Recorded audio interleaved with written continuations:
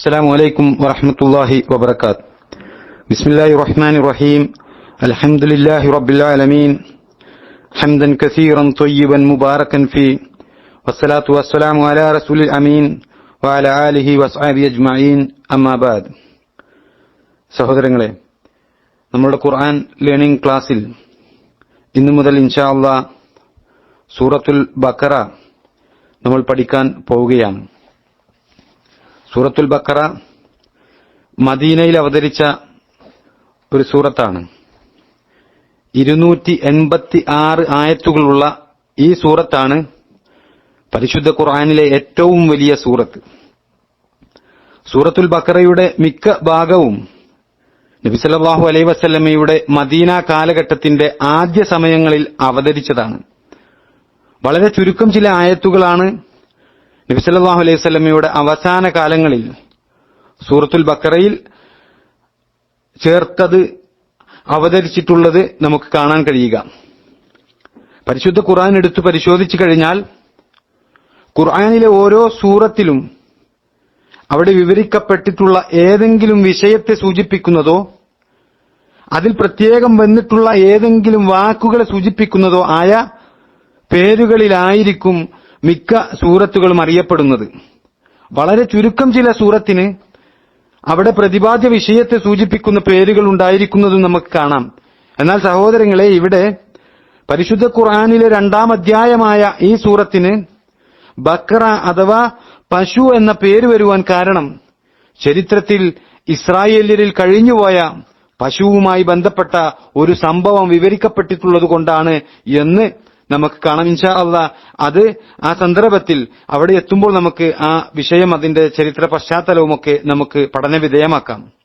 ഇവിടെ സൂറത്തുൽ ബഖറയിലേക്ക് നമ്മൾ കടക്കുന്നതിന് മുമ്പ്, അതിലെ ആദ്യത്തെ ആയത്തിലേക്ക് കടക്കുന്നതിന് മുമ്പ് ഈ സൂറത്തിന്റെ ഫള്, അതിന്റെ മഹത്വം എന്താണ് എന്ന് നമ്മൾ മനസ്സിലാക്കണം.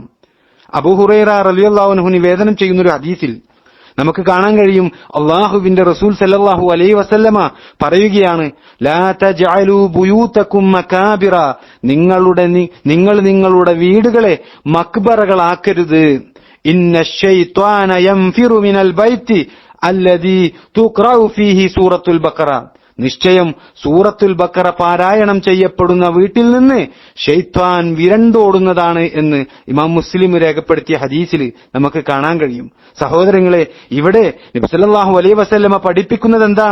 നമ്മുടെ വീടുകൾ ഖുർആൻ പാരായണം പോലെയുള്ള കാര്യങ്ങളൊന്നും നടത്താതെ മൂകവും ശൂന്യവുമാക്കരുത് എന്നാണ്. മക്ബറുകളാക്കരുത്, അതായത് ഖബർസ്ഥാൻ ആക്കരുത് എന്ന് നബി സല്ലല്ലാഹു അലൈഹി വസല്ലമ പറഞ്ഞതിന്റെ താല്പര്യം. എന്നിട്ട് നബി സല്ലല്ലാഹു അലൈഹി വസല്ലമ പറയുന്നതോ നമ്മളോട് സൂറത്തുൽ ബഖറ പാരായണം ചെയ്യാനാണ്. അപ്പോൾ നമ്മുടെ വീടുകളിൽ നിന്ന് ശൈത്താൻ വിരണ്ടോടുമെന്നാണ് റസൂലുള്ളാഹി സല്ലല്ലാഹു അലൈഹി വസല്ലമ നമ്മെ അറിയിക്കുന്നത്. ഇനി നോക്കൂ സഹോദരങ്ങളെ, ഒരിക്കൽ ഒരു കൂട്ടം ആളുകളെ നബി സല്ലല്ലാഹു അലൈഹി വസല്ലമ ഒരു പ്രദേശത്തേക്ക് നിയോഗിക്കുകയാണ്.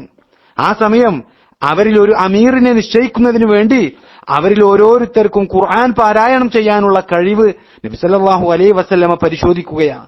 അങ്ങനെ അവരിൽ വെച്ച് ഇളം പ്രായക്കാരനായ ഒരാൾ തനിക്ക് ഖുർആനിന്റെ ഇന്ന ഭാഗവും സൂറത്തുൽ ബഖറയും അറിയുമെന്ന് പറഞ്ഞു.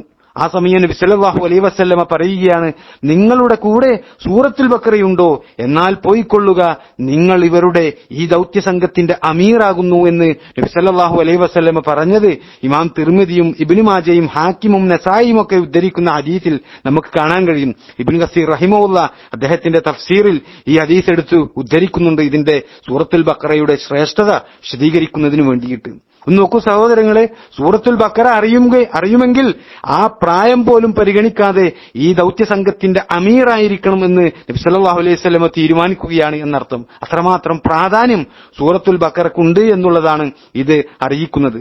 അതുപോലെ തന്നെ നബി സല്ലല്ലാഹു അലൈഹി വസല്ലമ പറഞ്ഞ വേറെ ഒരു റിപ്പോർട്ട് അബൂ ഉമാമ റളിയല്ലാഹു അൻഹുവിൽ നിന്നും നിവേദനം ചെയ്യുന്നത്, അദ്ദേഹം പറയുകയാണ്, നബി സല്ലല്ലാഹു അലൈഹി വസല്ലമ പറയുന്നത് അദ്ദേഹം കേട്ടു എന്ന് പറഞ്ഞുകൊണ്ട് അദ്ദേഹം പറയുന്നു, ഇഖ്റഉൽ ഖുർആന ഫഇന്നഹു യഅതി യൗമൽ ഖിയാമത്തി ശഫീഅൻ ലിഅസ്ഹാബിഹി, നിങ്ങൾ ഖുർആൻ പാരായണം ചെയ്യുക, കാരണം അത് അന്ത്യനാളിൽ അതിന്റെ ആളുകൾക്ക് ശുപാർശകനായി വരും എന്ന്. എന്നിട്ട് നബി സല്ലല്ലാഹു അലൈഹി വസല്ലം ശേഷം പറയുകയാണ്, സഹറാവൈനി അഥവാ സൂറത്തുൽ ബഖറയും ആൽ ഇംറാനും നിങ്ങൾ പാരായണം ചെയ്യുക. കാരണം അവ രണ്ടും അന്ത്യനാളിൽ രണ്ട് കാർമുകിലുകൾ പോലെ, അല്ലെങ്കിൽ രണ്ട് തണലുകൾ പോലെ, അതല്ല എങ്കിൽ അണിയായി പറക്കുന്ന രണ്ട് പക്ഷിക്കൂട്ടങ്ങൾ പോലെ വരും. അവ രണ്ടും അവയുടെ ആളുകൾക്ക് വേണ്ടി പ്രതിരോധിക്കുകയും തർക്കിക്കുകയും ചെയ്യുമെന്ന് നബി സല്ലല്ലാഹു അലൈഹി വസല്ലം പറയുക. എന്നിട്ട് നബി സല്ലല്ലാഹു അലൈഹി വസല്ലം പറയുകയാണ്, ഇഖ്റഉ സൂറത്തുൽ ബഖറതി ഫഇന്ന അഖദഹാ ബറക. നിങ്ങൾ സൂറത്തുൽ ബഖറ ഓതുക, കാരണം അത് സ്വീകരിക്കൽ ബറക്കത്താണ് എന്നാണ് നബി സല്ലല്ലാഹു അലൈഹി വസല്ലം പറഞ്ഞത്. വതർകഹാ ഹസ്റത്തുൻ, അതിനെ ഉപേക്ഷിക്കൽ നഷ്ടമാണ് എന്നാണ് നബി സല്ലല്ലാഹു അലൈഹി വസല്ലം പറയുന്നത്. എന്നിട്ട് നബി സല്ലല്ലാഹു അലൈഹി വസല്ലം തുടർന്ന് പറയുകയാണ്, മാരണക്കാർക്ക്, സാഹിര്യങ്ങൾക്ക് അതൊരിക്കലും താങ്ങുവാൻ സാധ്യമല്ല എന്ന് റസൂലുള്ളാഹി സല്ലല്ലാഹു അലൈഹി വസല്ലം പറഞ്ഞത് നമുക്ക് ഇമാം മുസ്ലിം രേഖപ്പെടുത്തിയ ഹദീസിൽ കാണാൻ കഴിയും സഹോദരങ്ങളെ. അതേപോലെ നവാസ് ബിൻ സംആൻ റളിയല്ലാഹു അൻഹു നിവേദനം ചെയ്യുന്ന ഒരു ഹദീസിൽ അദ്ദേഹം പറയുകയാണ്, അല്ലാഹുവിന്റെ റസൂൽ സല്ലല്ലാഹു അലൈഹി വസല്ലം പറയുന്നത് ഞാൻ കേട്ടു, അന്ത്യനാളിൽ ഖുർആനെയും ഖുർആൻ കൊണ്ട് കർമ്മങ്ങൾ അനുഷ്ഠിച്ചിരുന്നവരെയും കൊണ്ടുവരപ്പെടും. തഖ്ദുമുഹു സൂറത്തുൽ ബഖറതി വ ആലു ഇംറാൻ. സൂറത്തുൽ ബഖറയും ആലു ഇംറാനും അതിന്റെ മുൻനിരയിൽ നയിക്കുന്നവരായി ഉണ്ടാകും. വളറബ ലഹുമാ റസൂലുള്ളാഹി സല്ലല്ലാഹു അലൈഹി വസല്ലമ സലാസത അംസാലിൻ. അവക്ക് രണ്ടിനും അല്ലാഹുവിന്റെ റസൂൽ സല്ലല്ലാഹു അലൈഹി വസല്ലമ 3 ഉദാഹരണങ്ങൾ ഉപമയായി പറഞ്ഞു. മാനസീതുഹുന്ന ബഅദു, ഞാൻ അവയെ ഇനിയും മറന്നിട്ടില്ല എന്ന്. എന്നിട്ട് നബി സല്ലല്ലാഹു അലൈഹി വസല്ലമ പറഞ്ഞു തരികയാണ് സഹാബി, അവ രണ്ടും രണ്ട് കാർമുകിലുകൾ പോലെയാണ്, അല്ലെങ്കിൽ രണ്ട് ഇരുണ്ട തണലുകൾ പോലെയാണ്. അവക്കിടയിൽ പ്രകാശമുണ്ട്, അല്ലെങ്കിൽ അവ രണ്ടും നിരയായി പാറുന്ന രണ്ട് പക്ഷിക്കൂട്ടങ്ങൾ പോലെയാണ്. അവ രണ്ടും അവയുടെ ആളുകൾക്ക് വേണ്ടി പ്രതിരോധിക്കുകയും തർക്കിക്കുകയും ചെയ്യുമെന്ന് ഇമാം മുസ്ലിം രേഖപ്പെടുത്തിയ ഹദീസിൽ നമുക്ക് കാണാൻ കഴിയും. സഹോദരങ്ങളെ, ഒന്ന് ആലോചിച്ചു നോക്കൂ, സൂറത്തുൽ ബഖറയുടെ ശ്രേഷ്ഠതയാണ് ഇവിടെ പണ്ഡിതന്മാർ നമുക്ക് ഈ ഹദീസിലൂടെ വ്യക്തമാക്കി തരുന്നത്. ഇവിടെ അന്ത്യനാളിൽ ഖുർആനെയും ഖുർആൻ കൊണ്ട് കർമ്മങ്ങൾ അനുഷ്ഠിച്ചിരുന്നവരെയും കൊണ്ടുവരപ്പെടുമെന്ന് പറയുമ്പോൾ അത് എങ്ങനെ നമ്മൾ മനസ്സിലാക്കണം? അഹ്ലുസുന്നത്ത് വൽ ജമാഅത്തിന്റെ പണ്ഡിതന്മാർ അതിനെ എങ്ങനെയാണോ നമുക്ക് വിശദീകരിച്ചു തന്നത്, ആ രൂപത്തിൽ സഹോദരങ്ങളെ നമ്മൾ മനസ്സിലാക്കേണ്ടതുണ്ട്. നമുക്കറിയാം, നമ്മൾ മുമ്പ് സംസാരിച്ചതാണ്, നമ്മൾ ചർച്ച ചെയ്തതാണ്, അള്ളാഹുവിന്റെ കലാമാണ് പരിശുദ്ധ ഖുർആൻ എന്നുള്ളത്. അള്ളാഹുവിന്റെ സൃഷ്ടിയല്ല പരിശുദ്ധ ഖുർആൻ, മറിച്ച് അള്ളാഹുവിന്റെ സംസാരമാണ്, അള്ളാഹുവിന്റെ കലാമാണ്. സൂറത്തുൽ ബഖറയും ആലു ഇംറാനും നിങ്ങൾ പാരായണം ചെയ്യുക, കാരണം അവ രണ്ടും അന്ത്യനാളിൽ രണ്ട് കാർമുകിൽ പോലെ, അല്ലെങ്കിൽ രണ്ട് തണലുകൾ പോലെ, അതല്ല എങ്കിൽ അണികളായുള്ള രണ്ട് പക്ഷിക്കൂട്ടങ്ങൾ പോലെ വരും. അവ രണ്ടും അവയുടെ ആളുകൾക്ക് വേണ്ടി പ്രതിരോധിക്കുകയും തർക്കിക്കുകയും ചെയ്യുമെന്ന ഹദീസ് നമ്മൾ കേൾക്കുമ്പോൾ എങ്ങനെ നമ്മൾ മനസ്സിലാക്കണം? അള്ളാഹുവിന്റെ കലാമായ പരിശുദ്ധ ഖുർആൻ നേരിട്ട് വന്നുകൊണ്ട് അള്ളാഹുവോട് തർക്കിക്കുകയും പ്രതിരോധിക്കുകയും ചെയ്യുമെന്നാണോ നമ്മൾ മനസ്സിലാക്കേണ്ടത്? ഒരിക്കലും പാടുള്ളതല്ല. കാരണം എന്താ? അള്ളാഹുവിന്റെ സൃഷ്ടിയല്ല പരിശുദ്ധ ഖുർആൻ, മറിച്ച് അള്ളാഹുവിന്റെ കലാമാണ്. അപ്പോൾ സഹോദരങ്ങളെ, ഖുർആനെയും അന്ത്യനാളിൽ ഖുർആനെയും ഖുർആൻ കൊണ്ട് കർമ്മങ്ങൾ അനുഷ്ഠിച്ചിരുന്നവരെയും കൊണ്ടുവരപ്പെടുമെന്ന് പറയുമ്പോൾ സൂറത്തുൽ ബഖറയും ആൽ ഇംറാനും രണ്ട് കാർമുകിൽ പോലെ, അല്ലെങ്കിൽ രണ്ട് തണലുകൾ പോലെ, അതല്ല എങ്കിൽ അണികളായുള്ള രണ്ട് പക്ഷിക്കൂട്ടങ്ങൾ പോലെ വരുമെന്ന് പറയുമ്പോൾ എങ്ങനെയാണ് അത് നമ്മൾ മനസ്സിലാക്കേണ്ടത്? സഹോദരങ്ങളെ, കർമ്മങ്ങൾ തൂക്കുന്നത് സംബന്ധിച്ച് അത് വിശദീകരിക്കുമ്പോൾ കർമ്മങ്ങളും മരണം പോലുള്ള പ്രതിഭാസങ്ങളും സാക്ഷാൽ വസ്തുക്കളാക്കി പരിവർത്തിപ്പിച്ച ശേഷമാണ് തൂക്കുക, മീസാനിൽ അത് തൂക്കുക എന്ന് പരിശുദ്ധ ഖുർആനിൽ നിന്നും സുന്നത്തിൽ നിന്നുമുള്ള തെളിവുകൾ ഉദ്ധരിച്ചുകൊണ്ട് അഹ്ലു സുന്നത്ത് വൽ ജമാഅത്തിന്റെ പണ്ഡിതന്മാർ വ്യക്തമാക്കിയിട്ടുള്ളത് നമുക്ക് കാണാൻ കഴിയും. ഉദാഹരണത്തിന്, മരണവുമായി ബന്ധപ്പെട്ടുകൊണ്ട് സ്വഹീഹുൽ ബുഖാരിയിലും മുസ്ലിമിലുള്ള ഉദ്ധരിച്ച ഒരു ഹദീസ് അബൂ സഈദ് അൽ ഖുദരി റളിയല്ലാഹു അൻഹു നിവേദനം ചെയ്യുന്നു. അല്ലാഹുവിന്റെ റസൂൽ സല്ലല്ലാഹു അലൈഹി വസല്ലമ പറയുകയാണ്, വെളുപ്പും കറുപ്പും കലർന്ന നിറമുള്ള മുട്ടനാടിന്റെ രൂപത്തിൽ മരണം കൊണ്ടുവരപ്പെടും. അപ്പോൾ ഒരാൾ വിളിച്ചു പറയും, സ്വർഗവാസികളെ. അതോടെ അവർ പ്രതീക്ഷാപൂർവ്വം നോക്കും. അപ്പോൾ പറയും, ഇത് നിങ്ങൾക്കറിയുമോ? അപ്പോൾ അവർ പറയും, അതെ, ഇത് മരണമാണ്. അവരെല്ലാവരും അതിനെ കണ്ടിരിക്കുന്നു എന്ന്. വീണ്ടും വിളിക്കും, നരകവാസികളെ. അതോടെ അവർ പ്രതീക്ഷാപൂർവം നോക്കും. അപ്പോൾ പറയും, ഇത് നിങ്ങൾക്കറിയുമോ എന്ന്. അവർ പറയും, അതെ, ഇത് മരണമാണ് എന്ന്. അവർ എല്ലാവരും അതിനെ കണ്ടിരിക്കുന്നു എന്ന്. അതോടെ അത് അറുക്കപ്പെടുകയാണ്. ഒന്ന് ആലോചിച്ചു നോക്കൂ, മുട്ടനാടിനെയാണ് മരണത്തിന്റെ രൂപത്തിൽ, അല്ലെങ്കിൽ മുട്ടനാടിന്റെ രൂപത്തിലാണ് മരണത്തെ ഇവിടെ അല്ലാഹു സുബ്ഹാനഹു വ തആല കൊണ്ടുവരുന്നത്. അതിനെയാണ് എന്നിട്ട് അറുക്കപ്പെടുന്നത്. എന്നിട്ട് പറയുകയാണ്, യാ അഹ്ലൽ ജന്നതി ഖുലൂദുൻ ഫലാ മൗത്ത്, ഹേ സ്വർഗവാസികളെ, നിത്യജീവിതമാണ്, ഇനി മരണമില്ല.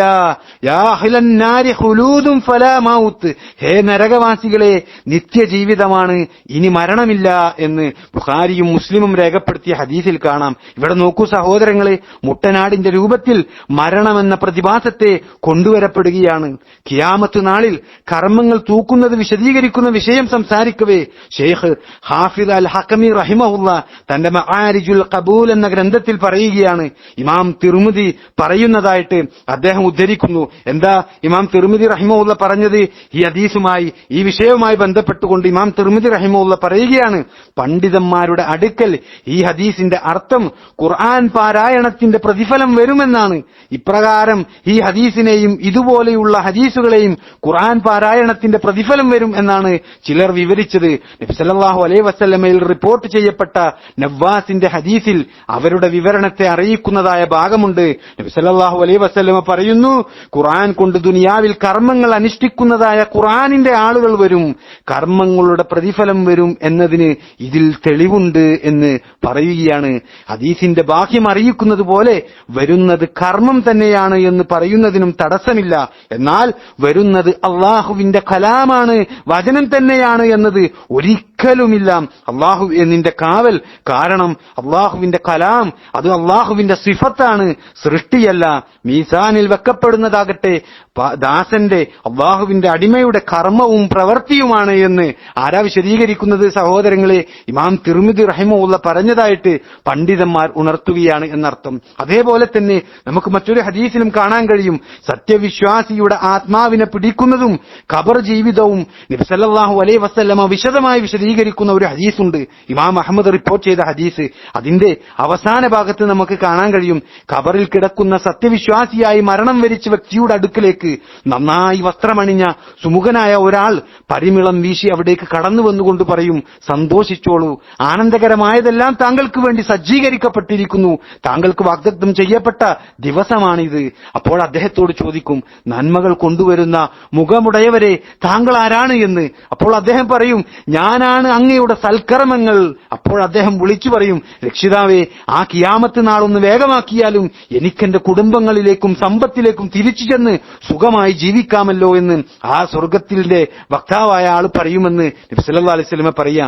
ഇതേ ഹദീസിൽ തന്നെ അവിശ്വാസിയുടെ ആത്മാവിനെ പിടിക്കുന്നതും ഖബറിൽ കിടക്കുന്ന ആ അവിശ്വാസിയുടെ അടുക്കിലേക്ക് ഏറ്റവും മുഷിഞ്ഞ വസ്ത്രം ധരിച്ച് ദുർഗന്ധം പരത്തി വിരൂപ മുഖവുമായി ഒരാൾ കടന്നു വരും. വളരെ മോശമായ പ്രയാസമുണ്ടാക്കുന്നതിനെ സംബന്ധിച്ച് സന്തോഷവാർത്ത അറിയിക്കുവാൻ വന്നതാണ് ഞാൻ. ഈ ദിവസത്തെ സംബന്ധിച്ചാണ് നിന്നെ മുന്നറിയിപ്പ് നൽകിയിരുന്നത്. തിന്മയുമായി കടന്നു വന്നിട്ടുള്ള വ്യക്തി നീ ആരാണ് എന്ന് ആ ഖബറാളി ചോദിക്കുമ്പോൾ അപ്പോൾ പറയപ്പെടും, ഞാനാണ് നിന്റെ ചീത്തയായ മ്ലേച്ഛമായ പ്രവർത്തനങ്ങൾ എന്ന്. അപ്പോൾ അദ്ദേഹം പറയും, റബ്ബേ, അവസാന നാൾ സംഭവിപ്പിക്കരുതേ എന്ന് അദ്ദേഹം പറയുമെന്ന് ഇമാം അഹ്മദ് റിപ്പോർട്ട് ചെയ്ത ഹദീസിൽ കാണാൻ കഴിയും. ഇവിടെ നോക്കൂ സഹോദരങ്ങളെ, ഇവിടെ ഓരോ വ്യക്തികളുടെയും കർമ്മങ്ങളാണ് ഒരു രൂപമായി കൊണ്ട് ബർസഖി ജീവിതത്തിൽ കഴിയുന്ന വ്യക്തികളുടെ അടുക്കലേക്ക് കടന്നു വരുന്നത്. മജ്മുഅ ഫതാവയിൽ ശൈഖുൽ ഇസ്ലാം ഇബ്നു തൈമിയ റഹിമഹുല്ലാ ഇത് വിശദീകരിച്ചുകൊണ്ട് പറയുന്നുണ്ട്, അൽ ബഖറയുടെയും ആൽ ഇംറാനിന്റെയും പ്രതിഫലം വരുമെന്നാണ് ഇമാം അഹ്മദും സുന്നത്തിന്റെ മറ്റു പണ്ഡിതന്മാരും ഈ ഹദീസിനെ വ്യാഖ്യാനിച്ചിട്ടുള്ളത്. ഏതുപോലെ എന്നാൽ ഖബറിലും കിയാമത്തു നാളിലും വെച്ച് ഒരാളുടെ കർമ്മങ്ങൾ കൊണ്ടുവരപ്പെടുമെന്നതിന് ആ കർമ്മങ്ങളുടെ പ്രതിഫലം കൊണ്ടുവരപ്പെടുമെന്ന അർത്ഥം പറയുന്ന രൂപത്തിൽ നബി സല്ലല്ലാഹു അലൈഹി വസല്ലം പറഞ്ഞില്ലേ, സൂറത്തുൽ ബഖറയും ആൽ ഇംറാനും നിങ്ങൾ പാരായണം ചെയ്യുക, കാരണം അവ രണ്ടും അന്ത്യനാളിൽ രണ്ട് കാർമുകിൽ പോലെ അല്ലെങ്കിൽ രണ്ട് തണലുകൾ പോലെ, അതല്ല എങ്കിൽ അണികളായുള്ള രണ്ട് പക്ഷിക്കൂട്ടങ്ങൾ പോലെ വരും. അവ രണ്ടും അവയുടെ ആളുകൾക്ക് വേണ്ടി പ്രതിരോധിക്കുകയും തർക്കിക്കുകയും ചെയ്യും. ഈ ഹദീസ് സ്വഹീഹിലുള്ളതാണ്. സൂറത്തുൽ ബഖറയും ആൽ ഇംറാനും പാരായണം ചെയ്യാനുള്ള കൽപ്പനയുള്ളതോടൊപ്പം തന്നെ അവ രണ്ടും അവയുടെ ആളുകൾക്ക് വേണ്ടി പ്രതിരോധിക്കുകയും തർക്കിക്കുകയും ചെയ്യും എന്നുകൂടി അതിൽ പറഞ്ഞിട്ടുള്ളത് കൊണ്ട് അത് വ്യക്തിയുടെ പാരായണമാണ് ഉദ്ദേശിച്ചത് എന്ന് വ്യക്തമാണ്. സ്വഭാവമാണ്. വ്യക്തിയുടെ പാരായണം എന്നത് അവന്റെ കർമ്മമാണ്. മറ്റു കർമ്മങ്ങളെല്ലാം വരുന്നത് പോലെ തന്നെ പാരായണമാകുന്ന അവന്റെ കർമ്മവും നബി സല്ലല്ലാഹു അലൈഹി വസല്ലമ പറഞ്ഞ രൂപത്തിൽ വരുമെന്നതാണ് ഇത് പഠിപ്പിക്കുന്നത് എന്ന് സഹോദരങ്ങളെ അഹ്ലുസുന്നത്ത് വൽ ജമാഅത്തിന്റെ പണ്ഡിതന്മാർ വിശദീകരിച്ചു തരികയാണ്. ഇതാണ് അഹ്ലുസുന്നത്ത് വൽ ജമാഅത്തിന്റെ ഈ വിഷയവുമായി ബന്ധപ്പെട്ടുകൊണ്ടുള്ള നിലപാട് എന്ന് ഈ ഹദീസ് കേൾക്കുമ്പോൾ നമ്മൾ മനസ്സിലാക്കേണ്ടതുണ്ട്. ധാരാളം ശ്രേഷ്ഠതകളുള്ള ഒരു സൂറത്താണ് സഹോദരങ്ങളെ സൂറത്തുൽ ബഖറ എന്ന് നമ്മൾ മനസ്സിലാക്കണം. ഈ സൂറത്തുൽ ബഖറ നബി സല്ലല്ലാഹു അലൈഹി വസല്ലമ ചില യുദ്ധങ്ങളിൽ ഹുനൈൻ യുദ്ധത്തിൽ നബി സല്ലല്ലാഹു അലൈഹി വസല്ലമ അണികളെ നിരക്ക് നിർത്തുന്നതിന് വേണ്ടിയിട്ട് അവരെ അഭിസംബോധനയായിക്കൊണ്ട് നബി സല്ലല്ലാഹു അലൈഹി വസല്ലമ വിളിക്കുന്നത് യാ സഹാബ സൂറത്തുൽ ബഖറ എന്നാണ്. ഒന്ന് നോക്കൂ, സൂറത്തുൽ ബഖറയുടെ ആളുകളെ എന്ന് നബി സല്ലല്ലാഹു അലൈഹി വസല്ലമ അഭിസംബോധന ചെയ്തുകൊണ്ട് തന്റെ അനുചരന്മാരെ വിളിക്കുന്നത് നമുക്ക് കാണാൻ കഴിയും. ഇബ്നു കസീർ റഹിമഹുല്ലാ അദ്ദേഹത്തിന്റെ തഫ്സീറിൽ സംഭവം ഉദ്ധരിക്കുന്നുണ്ട്. അതുപോലെ തന്നെ മുഹാജിറുകളും അതുപോലെ അൻസാരികളും യമാമ യുദ്ധത്തിൽ മുസൈലിമത്തുൽ ഖദ്ദാബുമായിട്ടുള്ള കള്ളപ്രവാചകനായ മുസൈലിമയുമായുള്ള ആ യുദ്ധത്തിൽ യമാമ യുദ്ധത്തിൽ അവർ പരസ്പരം ഇതേ രൂപത്തിൽ അഭിസംബോധന ചെയ്തതും നമുക്ക് കാണാൻ കഴിയും. മുഹാജിറുകളും അൻസാറുകളും പരസ്പരം വിളിക്കുകയാണ്. എങ്ങനെയാ വിളിക്കുന്നത്? സൂറത്തുൽ ബഖറയുടെ ആളുകളെ എന്നുള്ള അതേ അഭിസംബോധന അവർ വിളിക്കുക. എന്തിന്? ആ യുദ്ധത്തിൽ ആവേശം കിട്ടുന്നതിന് വേണ്ടിയിട്ട്. അങ്ങനെ അല്ലാഹു സുബ്ഹാനഹു വ തആല അവർക്ക് വിജയം നൽകിയിട്ടുള്ളതായിട്ടും ചരിത്രത്തിൽ രേഖപ്പെടുത്തിയത് നമുക്ക് കാണാൻ കഴിയും. അങ്ങനെ സഹോദരങ്ങളെ നമ്മൾ എടുത്തു നോക്കുമ്പോൾ ധാരാളം ശ്രേഷ്ഠതകളുള്ള ഒരു അധ്യായമാണ് ഇൻഷാ അല്ലാഹ്. വരും ദിവസങ്ങളിൽ ഇനി നമ്മൾ പഠിക്കാൻ പോകുന്നത് സൂറത്തുൽ ബഖറയാണ് നമ്മൾ പഠിക്കാൻ പോകുന്നത്. ഇൻഷാ അല്ലാഹ് അതിലെ ഓരോ കാര്യങ്ങളും നമ്മൾ വ്യക്തമായിക്കൊണ്ട് അഹ്ലുസുന്നത്ത് വൽ ജമാഅത്തിന്റെ പണ്ഡിതന്മാർ സലഫ് സാലിഹ്യങ്ങൾ മനസ്സിലാക്കിയതുപോലെ നമുക്ക് വിശദീകരിച്ചു തന്നത് നമ്മൾ മനസ്സിലാക്കേണ്ടതുണ്ട്, പഠിക്കേണ്ടതുണ്ട്. അതിന് അല്ലാഹു സുബ്ഹാനഹു വ തആല നാം ഏവരെയും അനുഗ്രഹിക്കുമാറാകട്ടെ.